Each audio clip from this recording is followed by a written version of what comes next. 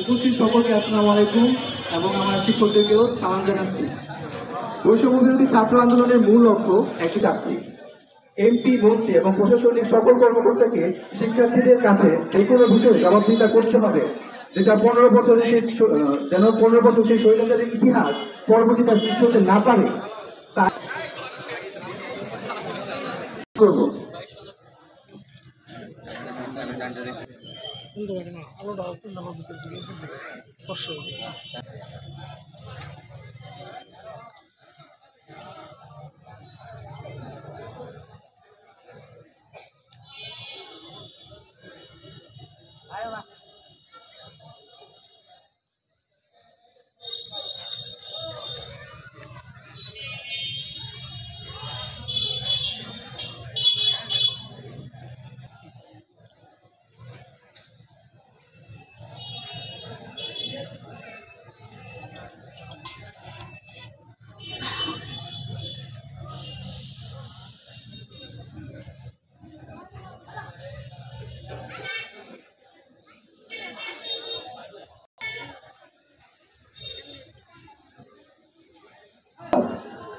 ছাত্র আন্দোলন সারা বাংলাদেশে সুবিধাবাদী অনেকজন সুবিধাবাদী এই কমিটির ভেতরে আসতে চাচ্ছে এবং যদি কেউ সুবিধাবাদী কেউ এখানে ঢোকে যারা আন্দোলনের সাথে সম্পৃক্ত ছিল না, আমরা সকলে শিক্ষার্থী, আমরা সকলে চাই একটি সুন্দর আদর্শ হালুয়াঘাট তৈরি করার জন্য সকলের সহযোগিতা দরকার। কিন্তু যদি আমাদের একটি ভুল পদক্ষেপ হয় সেখানে আমাদের দেশের লক্ষ্য পূরণ হবে না, সেটা না পারে, তাই আমরা অতি দ্রুত একটি কমিটি গঠন করি। এই কমিটি সংশোধিত হবে এবং 7 দিনের ভিতরে আমরা একটি পূর্ণাঙ্গ কমিটি ঘোষণা করব বর্তমান পরিস্থিতিকে সামাল দেওয়ার জন্য এবং যেন কেউ সুবিধাবাদী কেউ যেন এটাতে হস্তক্ষেপ করতে না পারে সেই লক্ষ্যে আমরা এই কর্মসূচি আমাদের এই কমিটি ঘোষণা করতেছি। এই সমস্ত কমিটি আমি বাতিল ঘোষণা করলাম এবং আজকের এই কমিটি আমি আবার বলছি এটা শুধুমাত্র সংশোধিত হবে, এটা স্থায়ী নয়।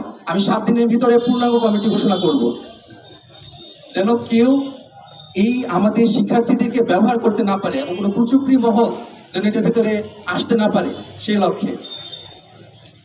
বৈষম্য বিরোধী ছাত্র আন্দোলনের দায়িত্বপ্রাপ্ত কমিটি দায়িত্বপ্রাপ্ত সদস্য মাহতাব উদয়, দায়িত্বপ্রাপ্ত সদস্য খায়রুল ইসলাম সিয়াম, দায়িত্বপ্রাপ্ত সদস্য SM মাহমুদ হাসান, দায়িত্বপ্রাপ্ত সদস্য হুসনারা প্রাপ্তি, দায়িত্বপ্রাপ্ত সদস্য RS নিলয়, দায়িত্বপ্রাপ্ত সদস্য নাদিম হাসান নিলয়, দায়িত্বপ্রাপ্ত সদস্য রাজরঞ্জনী রবিন, দায়িত্বপ্রাপ্ত সদস্য আবু তালহা নোমান, দায়িত্বপ্রাপ্ত সদস্য সুমাইয়া আক্তার মিম। আমি আবার বলছি, উক্ত কমিটি সংশোধিত হবে, উক্ত কমিটি স্থায়ী নয়। আমরা 7 দিনের ভিতর পূর্ণাঙ্গ কমিটি দিব। আমি চাই না আমাদের এই কমিটি প্রশ্নবিদ্ধ হোক। আমরা মিটিং করব, আমরা শিক্ষকদের সাথে আলোচনা করব, সম্মানিত শিক্ষকদের সাথে আলোচনা করে আমরা পূর্ণাঙ্গ একটি কমিটি ঘোষণা করব যেন নিলামে ম্যাম কিছু বলার জন্য অনুরোধ জানাচ্ছি। একটি অবিস্মরণীয় দিন। আমরা কখনো কল্পনাও করিনি যে আমরা এই বাংলাদেশকে এইভাবে আমরা একটি সুন্দর দেশ হিসেবে গড়ার একটি সুযোগ পাবো এবং সেটা তোমরা দেখিয়ে দিয়েছো। তোমরা শিক্ষার্থীরা সেই সাহস করে তোমরা দেখিয়ে দিয়েছো। আমি তোমাদেরকে শ্রদ্ধা জানাই, তোমাদের প্রতি কৃতজ্ঞতা জানাই যে তোমরা এত সাহসী একটি উদ্যোগ নিয়েছো। সেই সাথে আমি বলবো আজকে খুবই